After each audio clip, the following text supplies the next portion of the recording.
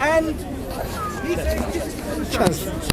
Would you say this is a good research? No, of course not. Right. So what would be a good research? And I admit that my research isn't good. How would you It's just improve from your my- research? Well, hopefully talking to someone like you who can enlighten me. If Uthman did write it, Well, we're not talking about Uthman. We're talking about research methodology for a layperson.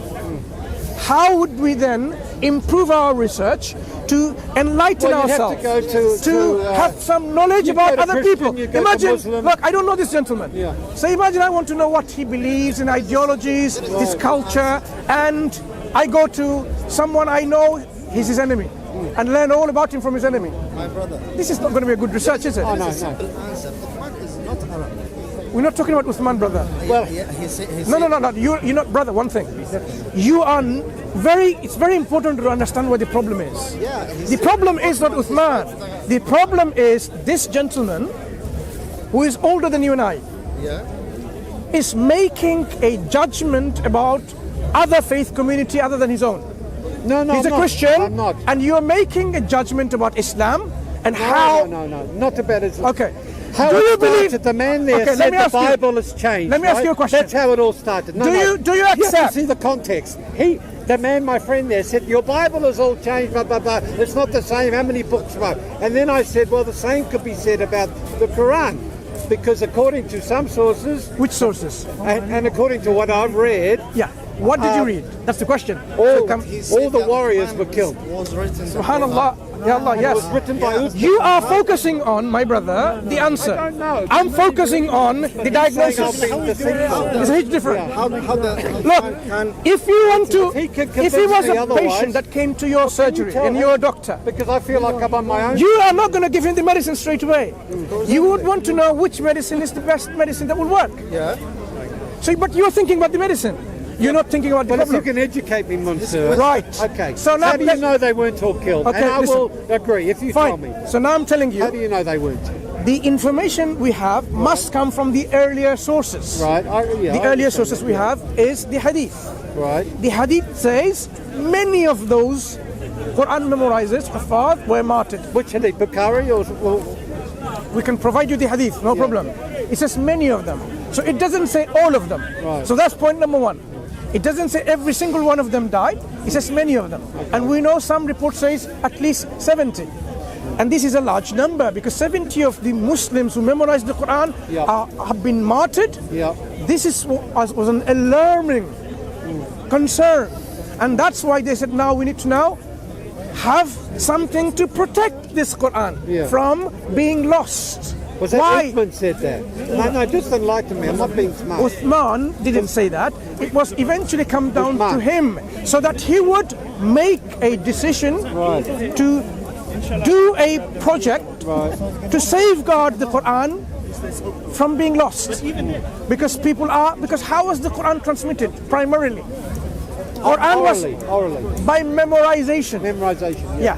So if the people who are transmitting the Quran are the ones who are being martyred or killed, then you will have a problem. That is why they said, look, we need to gather the Quran under one mushaf, one bound book. When they did that, I will explain to you the process because that's where the brother was. Was it Uthman said, get it in one book? Was it Uthman? One moment. Am I right there? One moment. As you want to know whether the Uthman himself compiled it or not, when that happened, well, I'll come back to this in a moment. When this happened, do you know what happened? No. He did not say, go on, there you go, copy from this book and have it everywhere. There was no need for it. People were doing exactly as they did before. They were transmitting the Quran from their memory. They're transmitting the Quran from what they've written. And they're writing and they're transmitting it. So it was there to ensure if the problem became very severe, they can always refer to this master. Okay. And what is this master? Okay, how did they compile it? How did they put together this Quran? Remember, he is only the leader of the Muslims, Right. being the overseer of the project to collect the Quran under one book. Yeah? Yeah. What did he do? We know that he was also a memorizer of the Quran. Who? With Uthman. We know, radhyallahu anhu. We know there were other companions. Did he know your prophet? Did he know your prophet? Did he? Of course. He was one of the Excuse close. my ignorance. He was one of the close companions. Okay. Sorry, yeah. So there are I'm just letting many companions, like many disciples, Yeah. as you understand, Yes, disciples yes, of the Prophet sallallahu alaihi wasallam. They memorized the whole of the Qur'an, Okay. but they didn't just say, "Okay, fine, you know what? Here's my Qur'an," and make copies of it. If they did, imagine they did that, you would say, "But that's from that companion, Mark, only." What about other people? If it was only from Uthman, radhyallahu anhu, Hey? Most everybody's got bad memories as well. You never read. Bad memory, yeah. Well, everyone's got memory, yeah. yeah. So what if that individual, he made some mistakes? Yeah. You could say that. So Yeah. in order to stop this kind of later questioning and doubt, what they did, they initiated a project in which the most primary material would be brought forward to be incorporated within this bound book. So he said, whoever has heard and wrote down the Qur'an directly as they have heard and learnt, bring them forward so we can be including them, and bring a witness also who can testify. So the Qur'an was collected by various people in various forms. They came and gathered, came to present the material with, whether it was written in stone or in a parchment or in the shoulder blade of a camel or a goat or in the palm, Steve, looks, various materials. I'm getting a picture of Yeah. So they came together. So every single verse or ayah of the Quran, one by one, was being collected by the primary witnesses who learned, got the Quran dictated in the presence of the Prophet sallallahu alaihi wasallam, verse by verse. So they did all of that. And the person who's doing that project with Zayd bin Thabit, radhyallahu anhu. What was his name? Baba. Zayd ibn Thabit, Zayd bin Thabit. He came to a point where there was one verse, if you read it, you'll see, people are not coming up with. Now, how did he know there was one verse still there to complete the Quran? Because he knew it from his memory, because he knew it from his own book, on his own copy. So did the others. So was he a companion of Yes, the Prophet? yes. But he didn't just include it in his compilation official project. He wanted someone to come who was written it in the direct presence of the Prophet sallallahu alaihi wasallam. Primary witness, primary autograph. He waited until someone came. Khuzaymah bin Thabit al-Ansari, another companion. He came with this verse. So now we have historical evidence that the Quran that was officially compiled by the auspices or supervision of Uthman, yes, was what? Remember, there's two times this event happened. One during the reign of Abu Bakar, and one during the reign of Uthman. Abu Bakar was a companion of... Yes, Yeah. the I've heard of Uthmanic compilation, which I didn't clarify earlier to you, is not about when the people were being martyred in the Battle of Azerbaijan. Right. That was the first compilation. Oh, okay. Yeah. During Uthmanic compilation, it's when people are reciting, when they were in Azerbaijan, Muslim armies were together, and they were reciting the Quran in the ahruf, in the several ways of recitation that the Prophet and the companions taught them. At that point, they were saying, my recitation is better than yours. That was alarming, because they were saying, no, mine is better than yours, and they're about to quarrel and fight, and very bad. So they came eventually to the notice of the Khalif, Uthman, and he says, now I will make an official copy and distribute it so that people can make copies of this. And he did an independent compilation, and then compared with the first compilation, and he found And they compared them together. they were the same. So what was the first compilation? This is what I was referring to initially. In the first compilation, they were bringing all these verses together, and they couldn't find that verse. And that last companion came, and they collected all of this, and then it was left with the Khalif. And when the Khalif died, this is in the battle. Which time? It was kept with Omar, radhyallahu anhu, Khalif. Yep. And then when he passed away, his daughter, Hafsa. Okay? Yep. And that was then compared in the second compilation. Right. So if you look at this history Yeah. of the Qur'an, Yeah. you will see the first and the second compilation. It gives you such confidence in the preservation of the Qur'an, Right. unparalleled even to the standards of today. Yeah, from primary autographs. That is why the difference between the Quranic preservation and transmission compared to the other books is a hugely different. So one can easily ask, how was the Bible transmitted? You don't have those mechanisms of transmission. That's why today, when a new manuscript comes, the whole Christendom is like this. Oh, is it going to be any different? Well, Is it there are really hugely thousands different? of different manuscripts and bits of manuscript they found of the Bible. And they do they do a find- similar thing. They do they- compare them all. Do they find these manuscripts are exactly Yeah. identical to the manuscripts of the Bible which has been used to Yeah, make yeah, your yeah. translations? Yeah. They It's- don't. It's very complex. They don't. Yeah. But I They don't. appreciate you explaining it. So they Thank you don't. again, Mansur. Yeah, that And is I why- didn't mean to make a statement out of ignorance. I was caught up in the passion, where the man was saying the Bible's blah, blah, blah, blah, blah. But this time I you know- did try and qualify it. Maybe I wasn't clear enough that it is hearsay, what I said about Uthman and the warriors all being killed. Yeah. It was sort of hearsay. Yeah. So just to But clarify that. But I shouldn't present that as fact. Yes. Which I hoped I wasn't doing. Yeah. No. And So I shouldn't. just to clarify then, there was But I mean, if what you're saying- two compilation Yeah, yeah. happened. Yeah. Second compilation Yeah. is by Uthman, Yeah. only to standardize the Right. Quran Yeah. recitation Yeah. to the people. Yeah. Right? Yeah. The first compilation is to prevent the loss of the Quran. Yeah. Because the Yeah. people were being martyred Yeah, yeah. in this battle. Yeah? Yeah. The battle where people were being martyred. Yeah. This is with the 70 of them were, Right. they passed away. Yeah. That's the first compilation. Yeah. The second compilation, a bit later, was to standardize into one Standardise, text, yeah. and people will then be able to read from there. Yeah. Well, if it's, I mean, I will, look myself. But it is remarkable if what you're saying, I don't mean to cast doubt, but let's assume it is true. That's our history. Okay, it's true then. We'll say it's true, and it is remarkable. It is remarkable, but it still doesn't prove that the Quran is actually the word of God. You see? That is it's just- not directly linked to this question, but at least what this demonstrates, that the Quran is being preserved and transmitted with this preservation in mind, accurate preservation. We can have confidence that what we read today is the Quran that was transmitted by the Prophet ﷺ.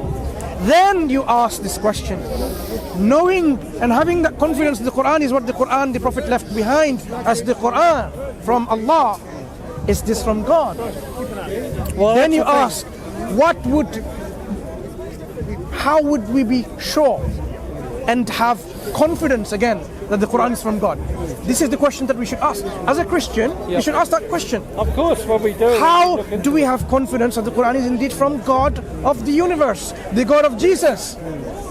Well, that's when it becomes problematic. Both the Quran and the Bible, it can be problematic if you read both, and if you read both a bit too literally, I think it all becomes a bit problematic.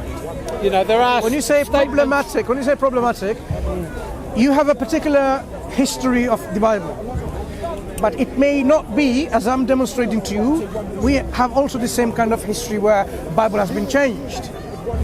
Well, You if have it's changed or not. 63 books, as you've affirmed, and you have 72, 73, or various 80, 82 books of the Bible, depending on which church you're talking about.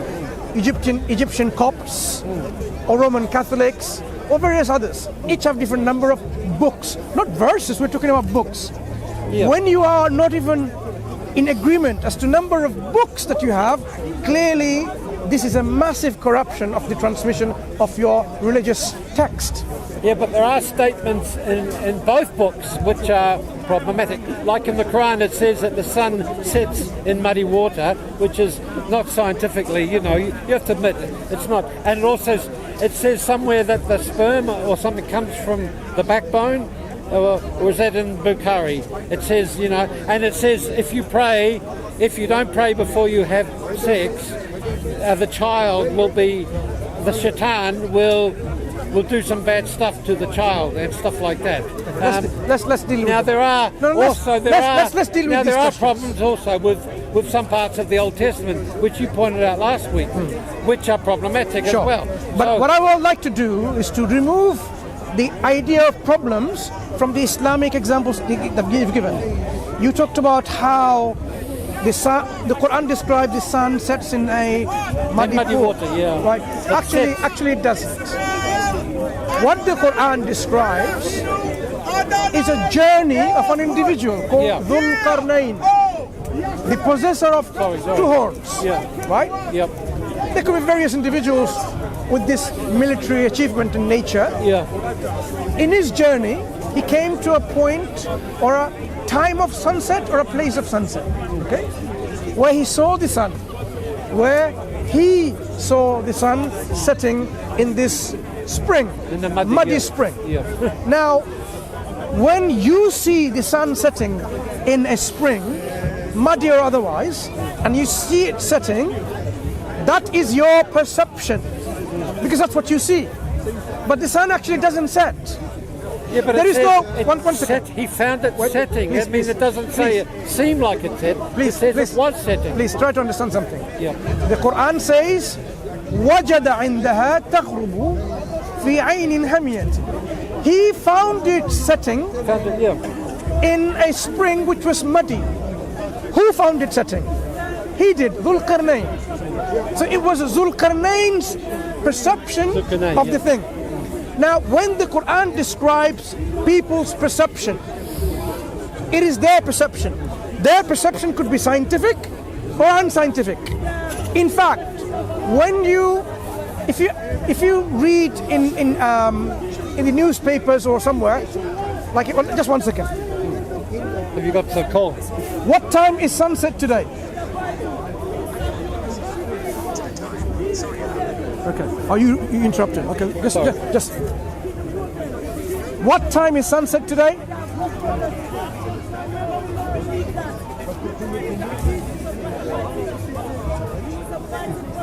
It's okay. It's too much noise. It's trying to work out, right? I understand the point you make. No. Well, what time is sunset I try to keep an open today? mind, you know, and I understand what Mansur is saying. Okay.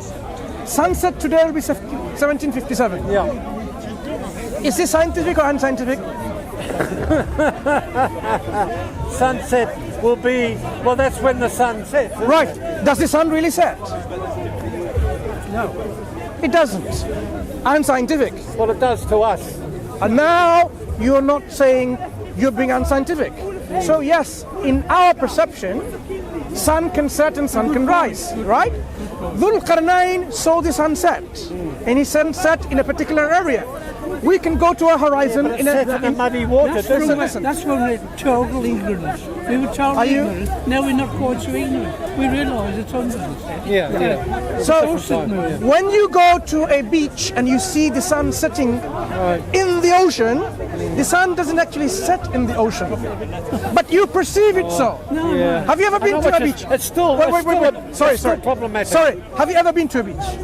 A beach. Have you ever seen a sunset in the beach? Well, I'm from New Zealand and Australia, so of course. Have you seen one? I don't remember seeing Right. one. But you can see them in the internet when you go back home, and you can see how the sun is setting. Yeah. Now, if you were to describe to your friends, I saw the sun setting in the ocean, that will be your perception to your friend. Well, they might laugh at me because it doesn't sound. They would laugh at you? Yeah. They will laugh at you now, but they wouldn't have done a few years ago. Hang on. Know the difference. You have a very What are you strange. saying? We realise the sun isn't setting. It's I know, but a it says that misconception it of sets in the muddy spring. what we used to have, that way of thinking. Now we haven't got it, so we disregard it. Yeah, But we sure. still But it's a use way it. of thinking at the time. Sorry. We still use So that if you expression. have your friends, expression, yeah. when you write to your friends, Yeah. I was there on the beach, and the sun set in the ocean, and I watched it setting, and then it was dark, then I came home, and your friends will laugh at you. You have strange friends, my friend. Right? Well, very I don't strange. think so, because that's a scientific, No, that's a modern day. Even if he was your, even if he was your Yeah. scientist at Harvard, Oxford or Cambridge, they would not laugh at you. Why? Because these are the natural perceptions of the events that we see all around us in the horizons, for So example. you don't read the Quran literally? Sorry, I want you to focus, please. So when the Quran... I'm sorry, can I finish my point, right? Thank you. you Can finish I, it. Let him finish. You'll Thank be you. on all Thank day. you. We'll never get a word in. He's right. Because, You'll be on forever. exactly, because I want to make this point, and then Okay, so you can make your continue. point and I'll Right. listen. So the Quran is simply describing Yeah. the perception of Dhul-Qarnayn that he found it setting. Totally correct, because that's exactly how Dhul-Qarnayn saw it. Now, you can say this is unscientific, but this is how Dhul-Qarnayn perceived it.